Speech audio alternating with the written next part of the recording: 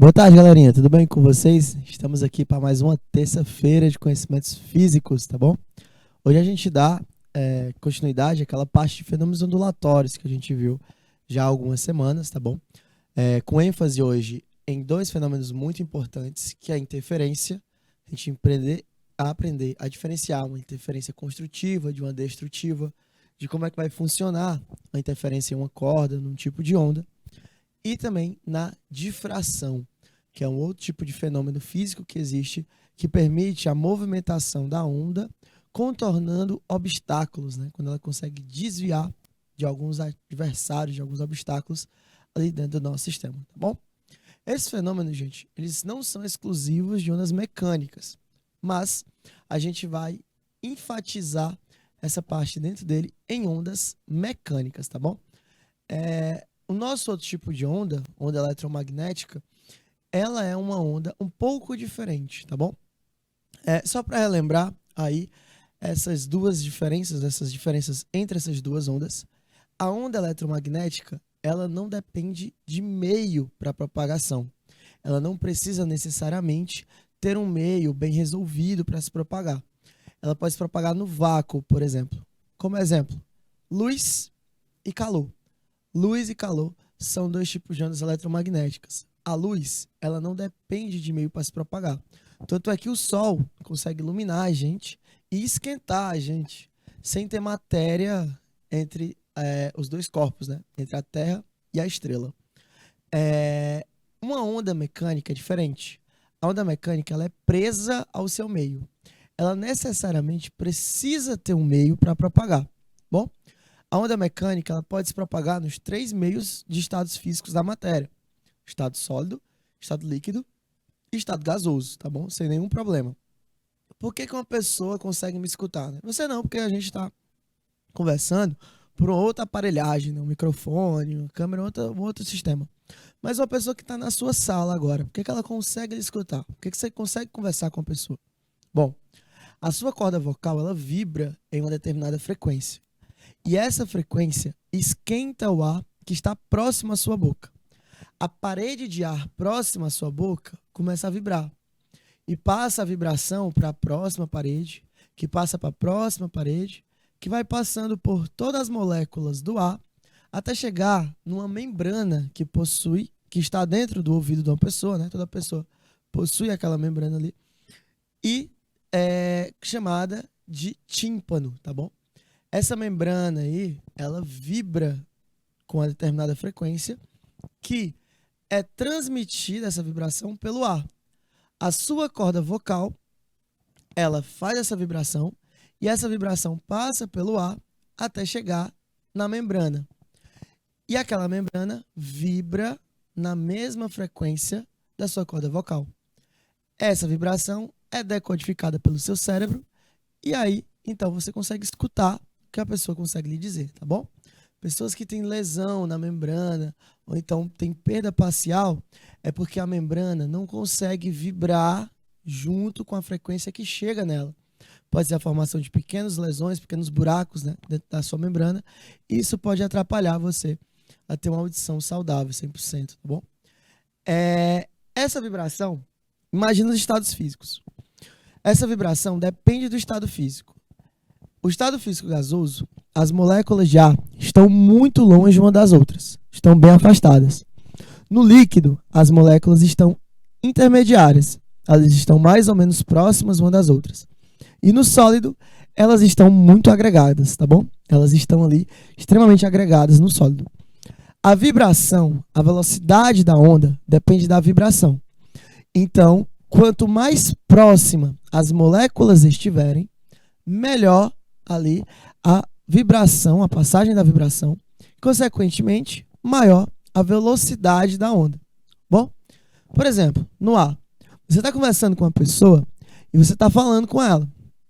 A vibração vai passando pela molécula de ar até chegar no ouvido da pessoa. Quando isso acontece, a velocidade do som é 1. Geralmente entre 300 e 340 metros por segundo. Bom, mas na água, por exemplo, é diferente. Por quê? Porque as moléculas da água estão bem mais agregadas, ou seja, estão bem mais próximas uma das outras. Isso faz com que a vibração passe mais rápido, tá bom? A vibração passando mais rápido, a velocidade da onda é mais rápida. Então, para você ter uma ideia, enquanto a velocidade do som no ar é entre 300 e 340, a velocidade do som na água é de 1.500. Então, 5 vezes mais do que a velocidade no ar, por causa da agregação das moléculas, tá bom? Da distância entre elas. A mesma ideia quando você vai para o próximo estado físico, que é o sólido. O sólido, ele tem uma agregação muito maior. Então, a vibração passa muito mais rápido. Por isso que você sente ali aquela vibração no sólido quando você tem algum estrondo pesado, alguma caixa de som muito alta, essa vibração é passada. Algumas coisas também, como ouvir uma conversa por trás da porta através de um copo, é possível graças a isso. O sólido da porta vibra e vibra o copo. E o copo que transmite a informação para você. Tá bom? Então, só lembrando aí que quanto mais agregado tiver as moléculas, melhor para a onda mecânica. Tá bom? E a gente vai estudar hoje a onda mecânica específica em cordas. Tá bom? Essa corda vai gerar um fenômeno ondulatório chamado de interferência. Vamos conversar um pouquinho sobre ele agora.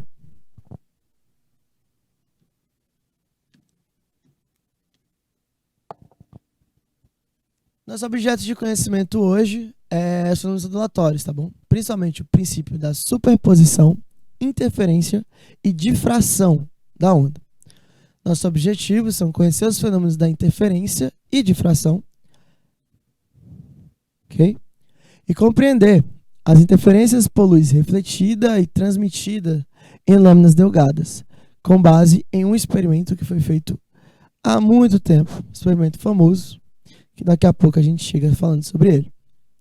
Claro, nossas questõezinhas, mas acho que as questões de hoje vão ficar basicamente para a segunda aula de questões, que a gente já dá uma revisada geral no assunto, e também exercita para caso caia alguma prova e tal, você já saiba como fazer as questões do assunto, ok?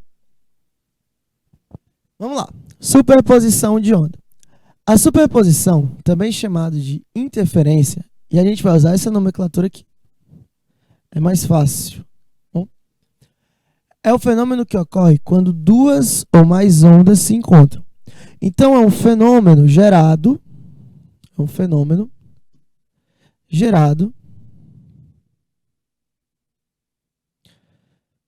quando ondas se encontram. Quando eu possuo o encontro de ondas, gerando uma onda resultante, beleza? Igual à soma algébrica das perturbações de cada onda. Então, você tem uma onda resultante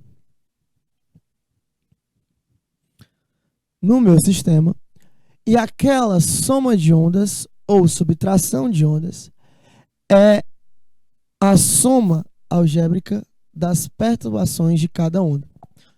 Como o nome fala, interferência é quando tem alguma coisa ligada a outra. Alguém está interferindo em algo. Na onda, você tem a união de uma onda com outra, independente delas terem a mesma posição ou não, em relação à amplitude da onda. Bom, imagina uma corda esticada na posição horizontal. Ao serem produzidos pulsos de mesma largura, mas de diferentes amplitudes, na ponta das cordas, poderá acontecer uma superposição de duas formas. Primeiro, a gente vai ter uma ideia da situação da corda que ele está falando. Imagina que você tem uma parede, região fixa ali, sólida, e você amarra uma corda nessa parede. Quando você amarra a corda nessa parede, o que pode acontecer? Você pode fazer um movimento ondulatório nela. Bom, apenas com a força exercida pela mão, por exemplo. Veja que tem uma criança aí balançando uma corda. Aquele movimento gera uma série de ondas. E essas ondas têm amplitudes. O que são essas amplitudes? As amplitudes são o tamanho das curvas, entre aspas, feitas no sistema. Tanto pelo fato de ser crista, quanto pelo fato de ser vale. Todo mundo tem sua amplitude. Então, você teria essa distância aqui. Se você tem duas ondas se encontrando, o valor dessas amplitudes vão começar a se relacionar. E aí eu tenho uma interferência. Quando o cara está sozinho, é uma onda formada. Quando tem uma reunião de ondas, uma interferência de ondas, você tem duas ondas se relacionando, gerando uma onda maior, ou então se aniquilando, né? Aniquilação. Eles vão estar se perdendo totalmente o valor. Bacana? Então, quando isso acontece, eu tenho duas formas para entender. Primeira forma, pulsos são dados em fase, né? Situação 1. No momento em que os pulsos se encontram, sua elongação em cada ponto da corda se soma algebricamente, sendo sua amplitude, elongação máxima, a soma das duas amplitudes. Essa primeira situação eu chamo de interferência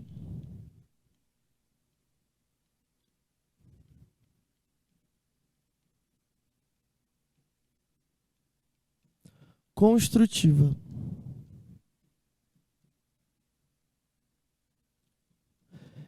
Eu vou voltar no slide anterior para te dar um exemplo bem aqui rapidinho. Olha, quando eu tenho uma pessoa só agitando a corda, eu tenho várias ondas formadas, tanto para cima quanto para baixo. Várias. Porém, todas elas seguem uma mesma direção. Ou seja, todas elas estão indo da esquerda para a direita. Quando eu tenho uma situação de interferência, a minha interferência ela pode ser construtiva ou destrutiva, depende do que vai acontecer. Mas uma interferência construtiva se dá por método de quê? Imagina que você tem uma onda A1 indo para a direita. Então, essa onda A1 tem uma velocidade V1 para a direita. E eu possuo uma onda A2 com a velocidade V2 indo para a esquerda. Percebam que são ondas diferentes em um mesmo meio, como, por exemplo, a mesma corda. Mas elas estão a caminho de se encontrarem. Quando elas se encontram, eu chamo esse encontro de pulso resultante. Ficou um pouco pequeno aqui, então vou escrever. De pulso resultante.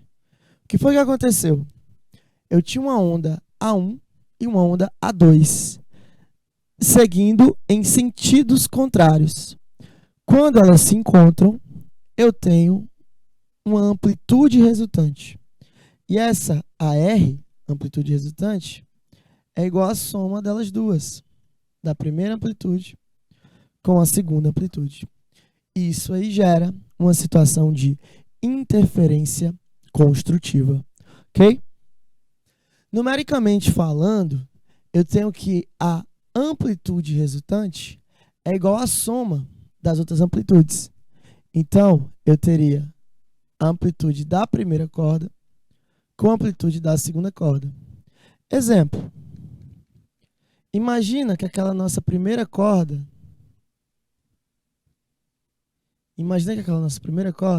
tinha uma amplitude de 2 centímetros.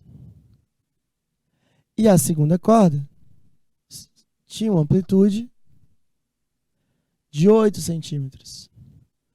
Qual seria, então, a amplitude resultante? Bom, a amplitude resultante seria igual a A1 mais A2. Ou seja, a minha amplitude resultante é igual a 2 mais 8, que daria um total de 10 centímetros de amplitude. Então, eu teria duas ondas, uma de 2 e uma de 8, que vão se relacionar. E quando elas se relacionam de forma construtiva, elas se juntam para realizar uma onda maior, né? Para ter uma onda maior. Após esse encontro, cada um segue na sua direção inicial, com suas características iniciais conservadas. Aí acabou, elas vão se separar. Depois que se separam, o que acontece? Obedece a maior? Obedece a menor? Não. Elas continuam seguindo o caminho original. A primeira continua indo para a direita com a mesma amplitude. E a segunda continua indo para a esquerda, também com a mesma amplitude. Então, você teria situações que voltam a se tornar independentes quando elas duas se relacionam. E aí, quando param de se relacionar, elas também voltam a ser independentes. Então, a interferência, gente, não é um fenômeno que ocorre durante vários minutos, horas, dias, uma quantidade de tempo considerável. Não. A interferência é uma coisa pontual, ou seja, é um fenômeno que acontece de forma rápida, certo? E que tem ali poucos segundos, milésimos de segundos de duração, dependendo do tipo de onda. Ok? Esse tipo de superposição é chamado de interferência construtiva. Olha lá. Já que a superposição faz com que a amplitude seja momentaneamente, ou seja, por um pequeno momento, aumentada em módulo. Aqui tem uma coisa legal. Quando eu falo de aumentada em módulo, é porque eu falo do valor absoluto. Se você tiver duas ondas voltadas para baixo, ou seja, sem crista, apenas com vale, então seria um valor negativo se não fosse em módulo. Mas como eu estou falando de módulo, eu ponho aquele valor como valor absoluto, certo? Naquela parte ali, quando você está dentro do sistema. Ok? Nossa outra situação é quando os pulsos são dados em oposição de fase. Ou seja, agora eles estão com fase contrária. Isso aqui, gente, essa segunda situação, é chamada de interferência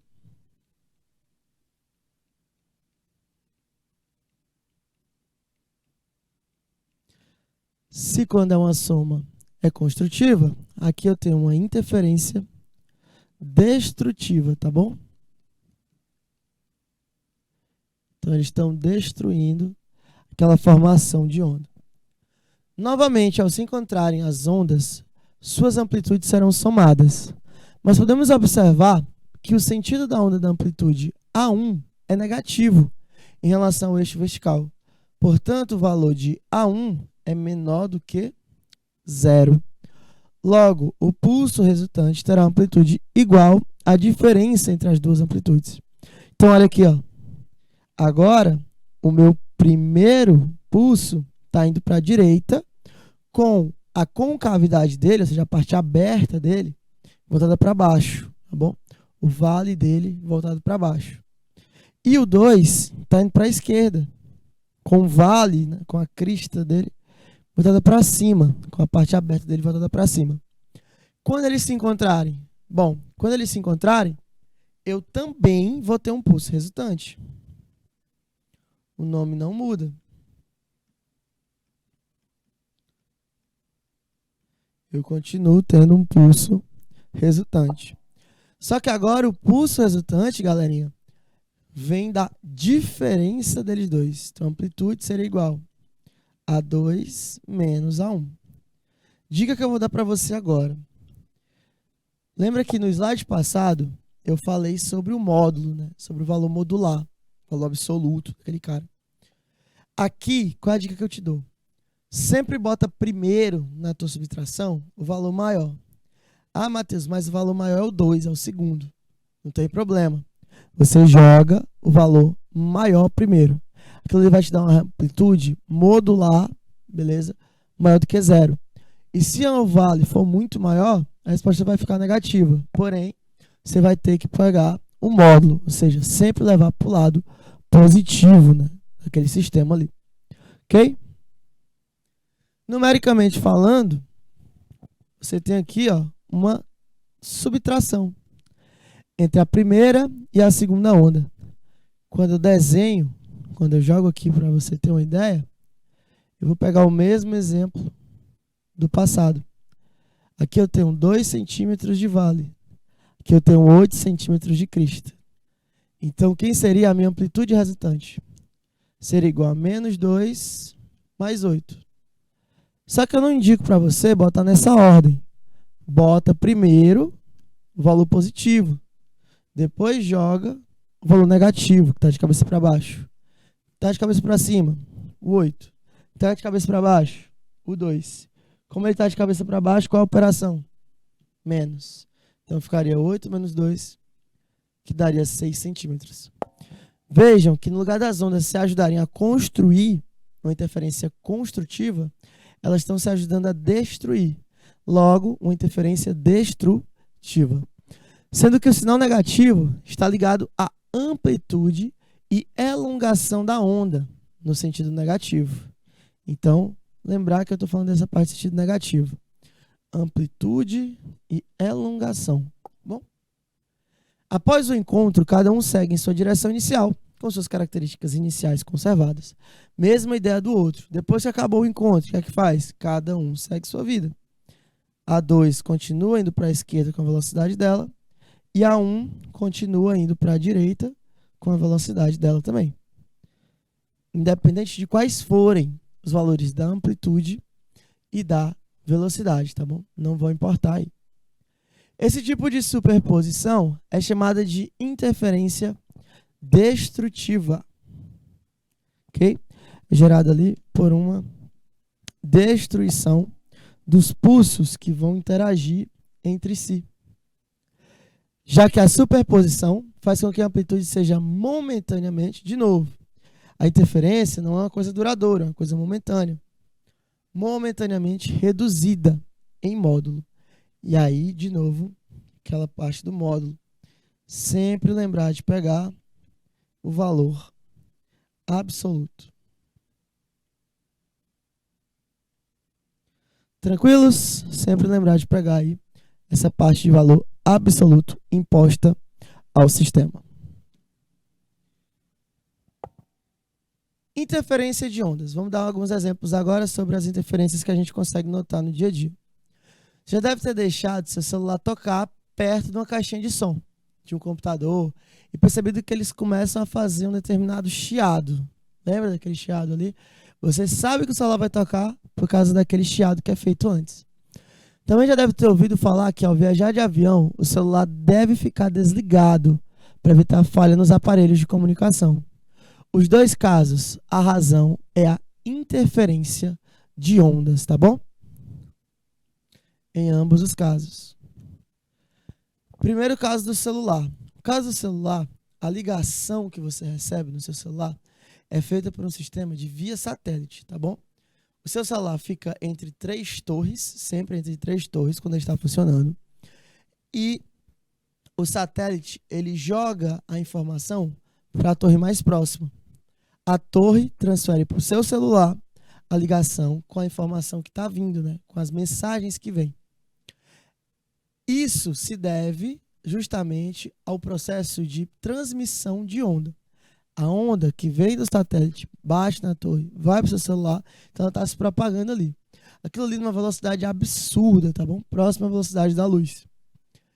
E quando isso acontece próximo a uma caixa de som, a própria caixa de som já tem a sua frequência que está produzindo aquela pancada sonora.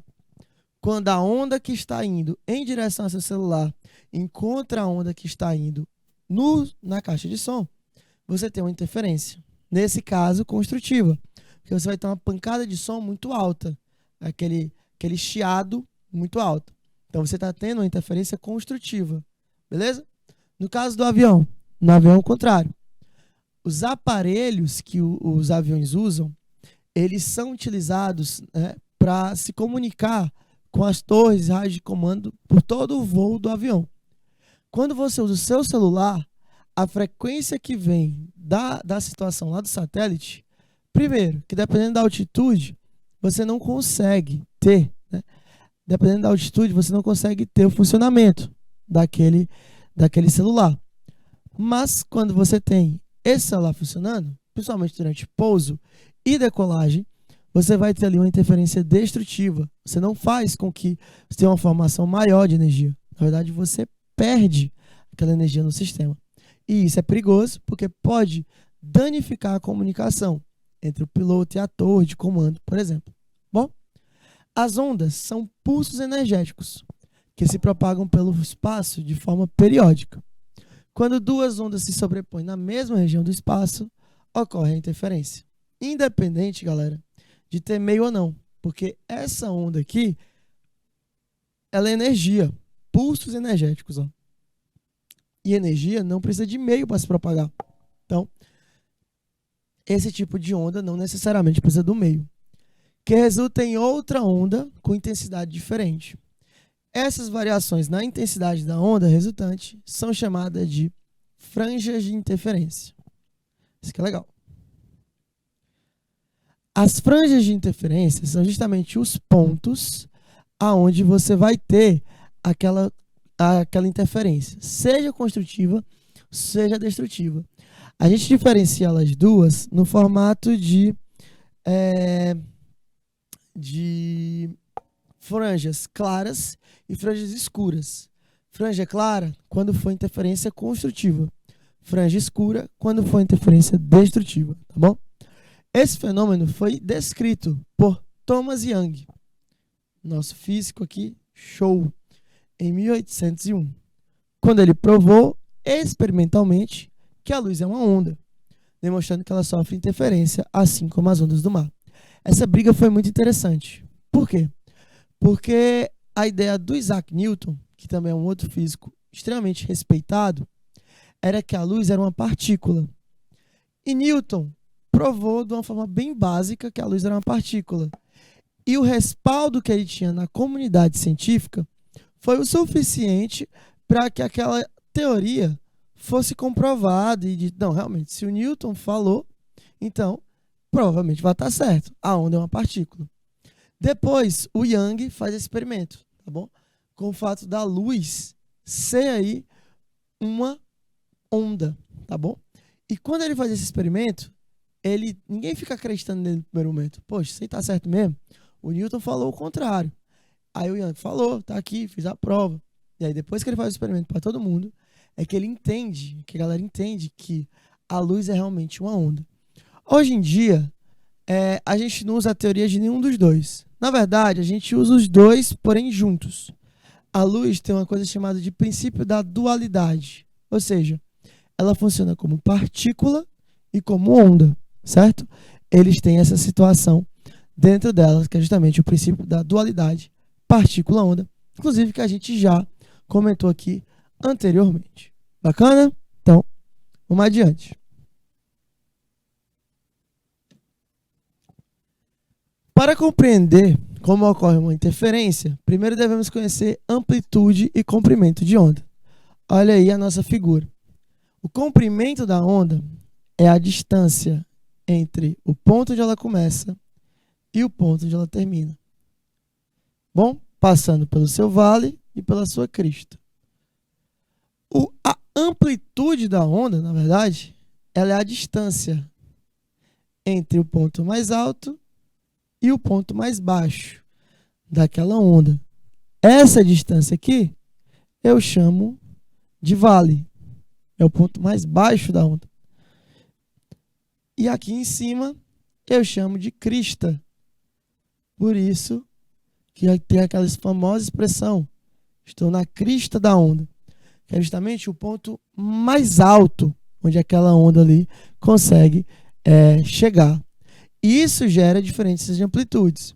Se for para a parte de baixo, em direção ao vale, eu tenho uma menos A, ou seja, uma amplitude negativa. Se for na parte de cima, tá bom? Eu tenho uma mais A, uma amplitude aí positiva naquele meu sistema. Ok? Tranquilos? Amplitude e comprimento de uma onda. A amplitude é simbolizada pela letrinha A e representa a altura da onda desde o ponto de equilíbrio até a altura máxima, que é o ponto máximo da onda. A amplitude negativa representa a distância desde o ponto de equilíbrio até o ponto mínimo da onda. O comprimento da onda, representado pelo lambda, que seria essa letrinha grega aqui, corresponde à distância entre dois pontos iguais e sucessivos de um pulso de uma onda. Na figura a seguir, podemos ver que o pulso da onda inicia no y igual a 0, também e termina também no y igual a zero. A variação no eixo x entre os dois intervalos é um comprimento de onda. Bacana? Então você tem essa situação, sendo aqui o nosso comprimento de onda. E a interferência pode ser classificada em dois tipos. Interferência construtiva, que a gente já falou hoje, ocorre quando duas ondas que se sobrepõem têm a mesma fase e uma reforça, entre aspas, a outra, tendo como resultado uma onda maior do que a que lhe der origem. Veja a figura. Podemos ver nessa figura que a onda resultante da combinação das duas outras ondas tem amplitude resultante, dada pela soma das amplitudes individuais. Matematicamente, amplitude é igual a 1 mais A2. Bom, então onde é que eu vejo isso na prática? Você vê isso quando você vai tentar reanimar uma pessoa que teve um problema cardíaco. Nosso coração, ele tem uma frequência própria. Ele bate em uma determinada frequência. Às vezes, o coração ele resolve parar. Nada assim, ele resolve parar. E aí você precisa usar a máquina para fazer com que um choque elétrico, tá bom? Desfibrilador, um choque elétrico, tente reanimar aquele coração. Por quê? Você quer fazer medicina e tal, sei que é o sonho de muita gente fazer medicina. Você olha isso aqui, onde é que eu vou usar física na minha vida? Bom, deixa eu te contar. Cardiologia, neurologia, é física do começo ao fim da tua residência, tá bom? Da tua futura residência aí. E quando a gente vai estudar coração, a gente vê a parte de biofísica do coração. E a biofísica do coração, ela explica isso. O teu coração tem uma frequência de pulsamento. Bom, tá pulsando lá. Aquela pulsação, teu coração, tem uma característica própria. Tem a frequência dela. E aí, quando você vai dar um choque para que o coração tente voltar a bater, você precisa botar aquela frequência da máquina na mesma frequência do coração. Então é por isso que ele fala, dá um choque de tantos volts, porque aquela voltagem da máquina vai fazer uma frequência parecida com a do coração. Aí ele estala como se fosse você fazendo um carro, empurrando, né? Você está ali empurrando o carro, uma força manual. Às vezes você liga lá o seu ventilador, ele não começa a rodar. Aí você taca a mão na hélice ali, ela começa a rodar. É a mesma ideia. É um sistema de interferência. O coração às vezes pode estar fraco, e aí a gente usa um sistema chamado de marca-passo, que é justamente faz uma cirurgia, põe no coração da pessoa, e aquele marca-passo vai ajudar o coração a ficar na frequência correta. Tipo, o coração tem que ter uma amplitude de tanto na sua onda. Só que ele só chega numa amplitude menor. Então, para que serve o marca-passo? Através da interferência construtiva, ele gera um comprimento de onda maior. Isso faz com que você tenha aquele coração voltando a funcionar na amplitude correta. Bacana? Então, isso aí já é uma parte que a gente usa isso aí dentro da medicina. Ok? E essa amplitude é gerada pela soma. A amplitude resultante é a soma dos outros dois. Vamos supor, o teu coração é para funcionar com amplitude de 2A. Tu não consegue. Ele está fraco, só chega até a amplitude A. O que é que você faz? Põe um aparelhinho lá, ó, que produz uma vibração A também. Quando eu faço uma amplitude resultante, eu somo A mais A, 2A. E aí você volta para o coração funcionando na quantidade correta de propagação, né? De vibração dentro do meu sistema. Após o encontro das duas ondas, volta a propagar-se com as duas características iniciais, tá bom? Sem nenhum problema aí não. Interferência destrutiva ocorre quando duas ondas que se encontram têm fases diferentes, de forma que uma aniquila a outra. Aí você consegue ver na figura a seguinte situação. Você tem uma onda para lá e uma para cá. Só que enquanto essa aqui está positiva, essa aqui está negativa. E o contrário, essa aqui está negativa, essa aqui está positiva. Então nós estamos numa coisa que a gente chama de oposição de fase, que é justamente oposição das amplitudes, ok? Daquele sistema. Quando você sobrepõe uma à outra, você tem uma interferência destrutiva. Você não tem mais formação de onda daquilo ali, ok? É usado, por exemplo, em shows. Os caras querem fazer um evento aí, uma coisa bem grande. Várias bandas internacionais e tudo. Só que eles têm que ter um cuidado com a parte externa ao evento. Você não pode ter uma poluição sonora muito grande na cidade. Então eles proporcionam as caixas de show, as caixas de som, né? De modo que, ao sair daquele ambiente, você gera interferências destrutivas, o máximo possível. Claro, isso aqui não vai acontecer 100%, até porque quem está passando fora do show consegue escutar claramente o que está acontecendo. Mas a intenção é diminuir a intensidade do som. Bom, isso é feito em quase todos os grandes eventos. Bacana? Quando duas ondas não estão em fases iguais, a interferência é destrutiva. A gente chama de aniquilação.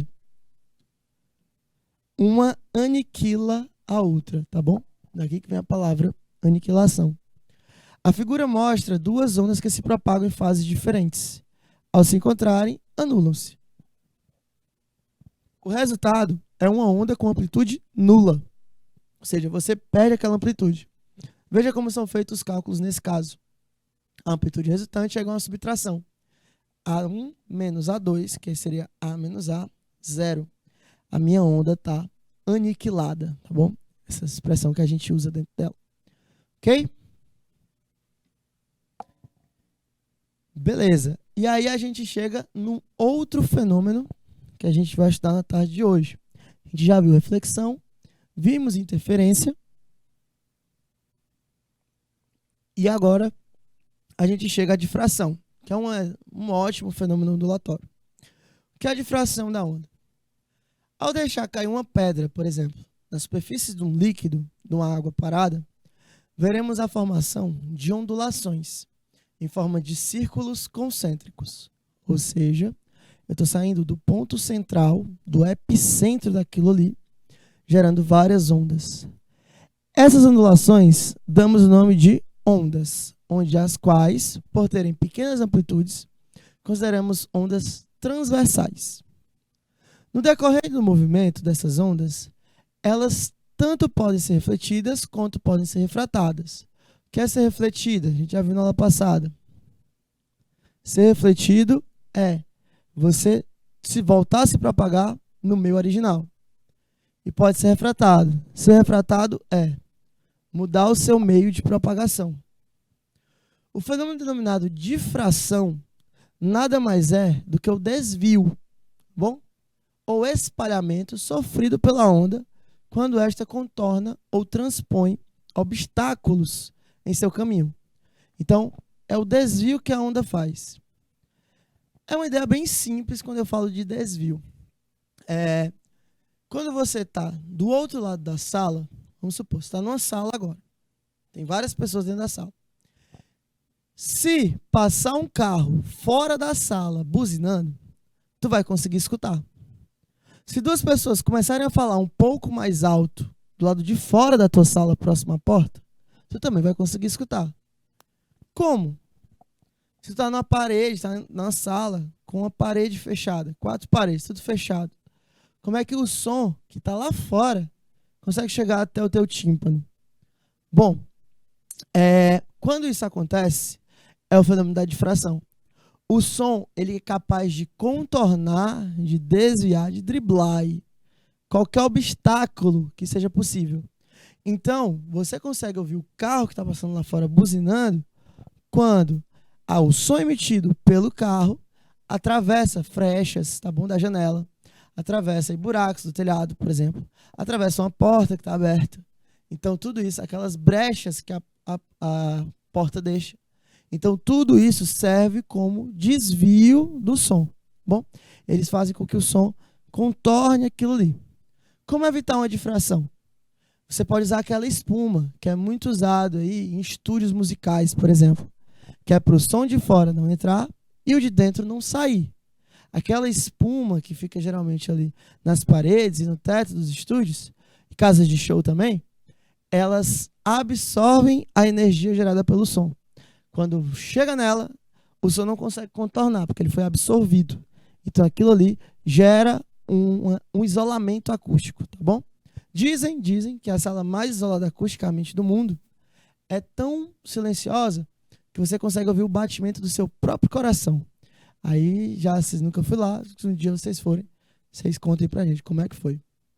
Bom, então, podemos dizer que esse fenômeno acontece quando os tipos de ondas e é facilmente perceptível em se tratando de ondas sonoras. Bom, ondas sonoras é o melhor exemplo de difração. Você consegue escutar muito bem essa parte de quem está fora do ambiente que você está.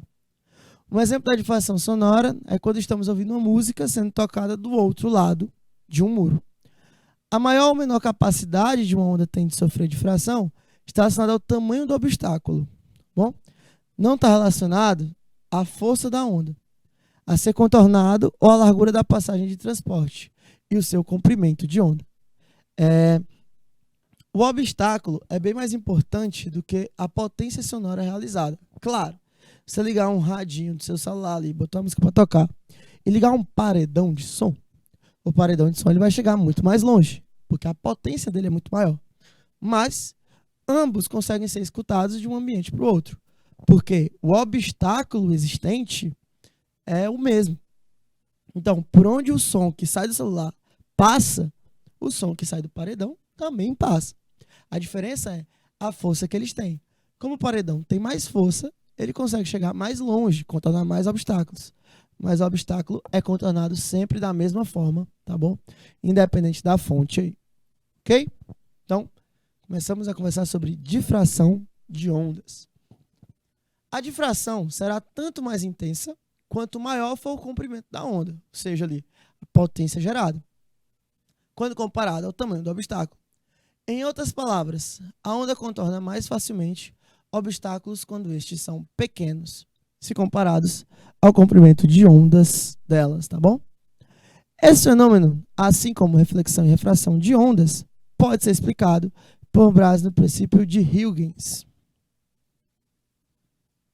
O princípio de Huygens pode ser aplicado a qualquer tipo de onda e é usado para determinar a posição de uma frente de onda em um determinado instante, desde que se conheça sua posição em um instante anterior. Então, o princípio de Huygens fala o seguinte, que eu sei de onde a onda consegue vir, né? Eu estou vindo ela daqui, então eu sei de onde ela vem. O obstáculo sendo grande, a onda passa integralmente da forma como ela estava. Perceba que a onda chega paralela ao obstáculo e passa dela paralela, porque o tamanho do obstáculo é muito grande.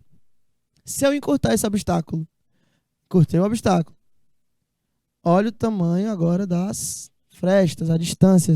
Então, a onda mais frequente, a onda mais poderosa.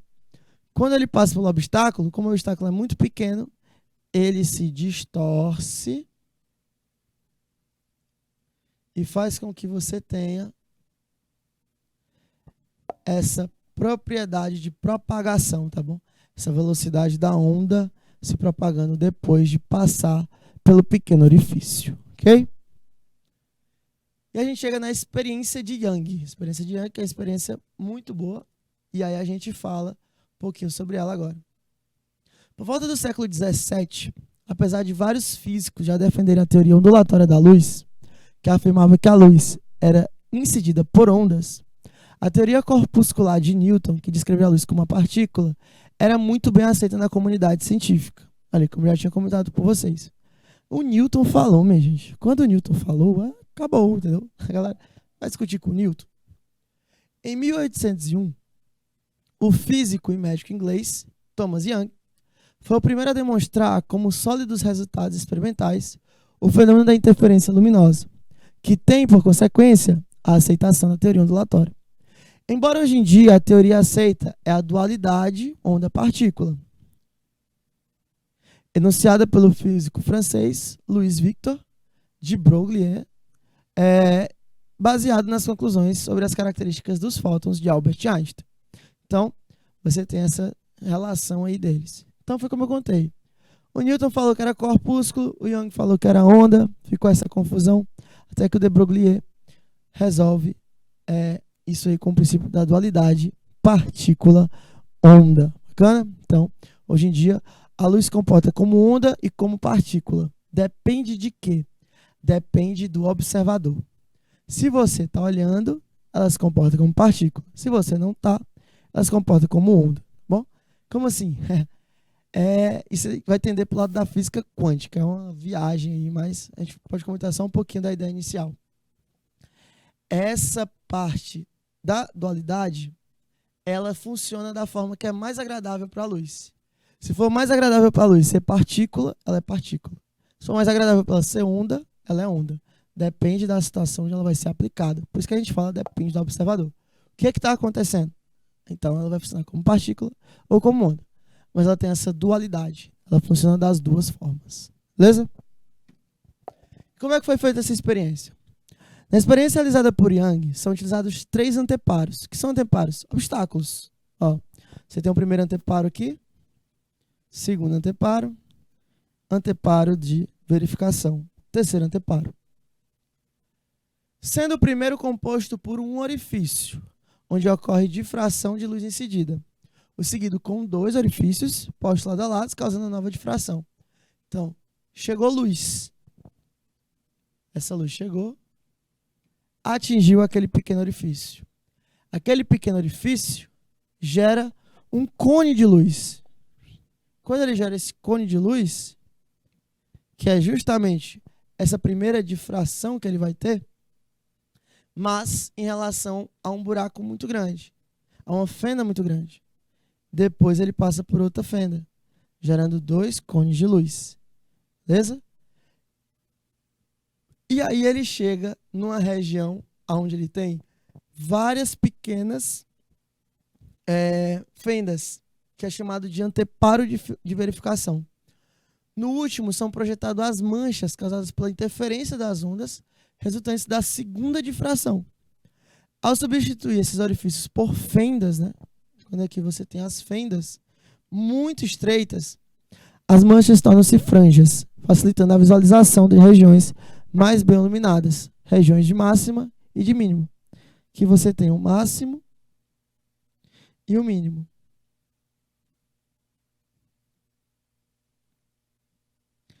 E olha, percebam que no nosso desenho você tem diferentes tipos de franja. Você tem uma franja clara e franja escura. Franja clara, franja escura. Então, é uma série de interferências. Onde você tem uma franja clara, você tem interferência construtiva. Você tem franja escura, você tem interferência destrutiva. Beleza? Que é justamente esses pontos aí gerados dentro do meu sistema. E aí você gera um sistema de franja, onde o central é o máximo. E à medida que você vai se afastando, você vai indo para a região de mínima luminosidade. Ok? Resumozinho sobre difração. A difração explica o ato de contornar da onda ao se deparar com um obstáculo. Então, toda onda ao se deparar com um obstáculo, ele tem o poder de difratar. Tem gente que fala muito, o que é isso? Reflexão. Vamos lá. O que é reflexão? Voltar a se propagar no mesmo meio. O que é refração? Mudar o seu meio de propagação. O que é difração? A galera pensa que é os dois. Não é. Difração é a habilidade que a onda tem de contornar obstáculos. Ponto. 2. Comprimento de onda é a distância entre a crista de uma onda até outra crista. Então, quando você tem aqui uma onda, a distância entre uma crista e a outra crista vale um comprimento de onda. Beleza? Sempre lembrar dessa situação aí. Comprimento de onda, simbolizado aí pelo lambda, né? Que seria essa letrinha grega, parece um Y de cabeça para baixo. Terceiro ponto. A difração ocorre em todos os tipos de onda. Ondas mecânicas e eletromagnéticas. Cuidado pra galera, isso aqui é muito pegadinha. O cara dá um exemplo de onda de pulso em corda. Aí tu pensa, poxa, a corda ela não consegue atravessar um obstáculo. Se não consegue atravessar um obstáculo, ela é uma difração.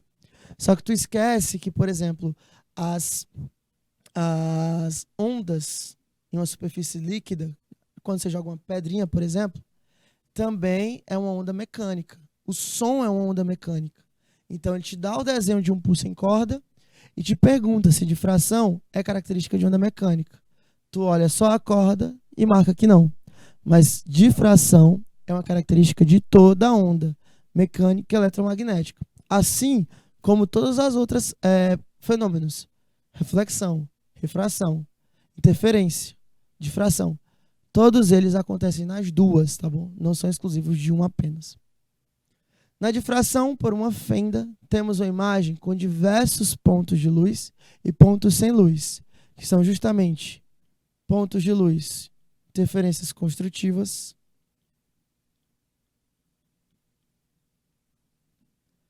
e pontos sem luz, interferências destrutivas.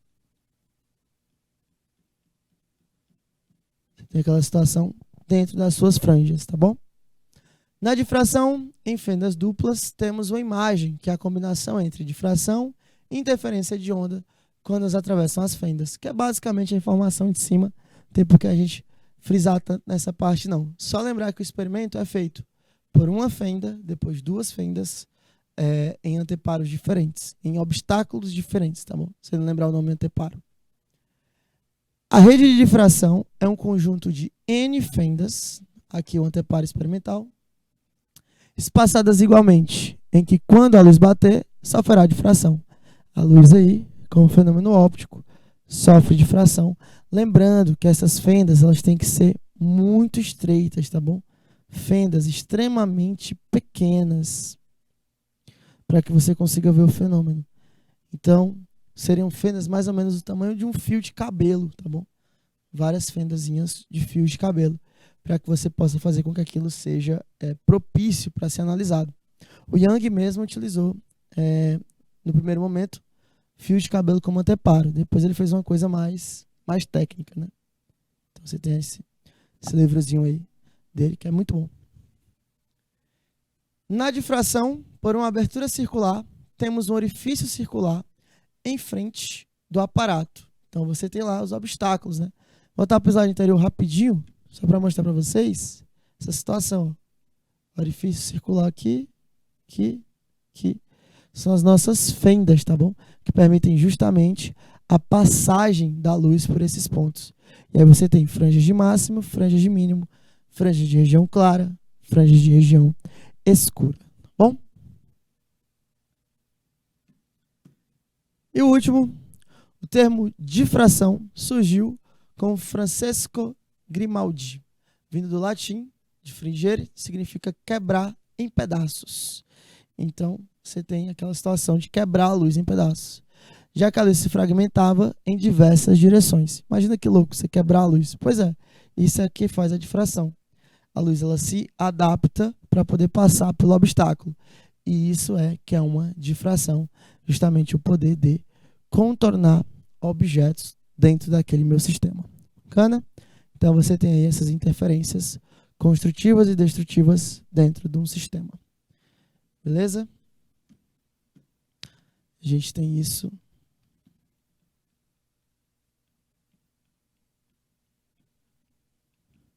Bacana? Sossegado, né? Então, deixa um tempinho na tela aqui para vocês poderem copiar esse resumozinho. Esse resumo é muito bom, certo? Aqui tem tudo que você precisa saber sobre a parte teórica de difração. Assim como reflexão, a difração não tem conta. A única equação que a gente tem é a da velocidade da própria onda, tá bom? Então são muitos conceitos teóricos, beleza? Ter cuidado aí com essa parte aí para você analisar direitinho. Onde é que vai ter conta, Matheus? Quer física? Vai ter conta. Vai ter conta. Lá em refração, tá bom? Refração. Mas ainda falta a gente falar sobre polarização, funcionamento, por exemplo, de óculos 3D, mas, por enquanto, é bem teórico essa parte de ondulatório. Bacana?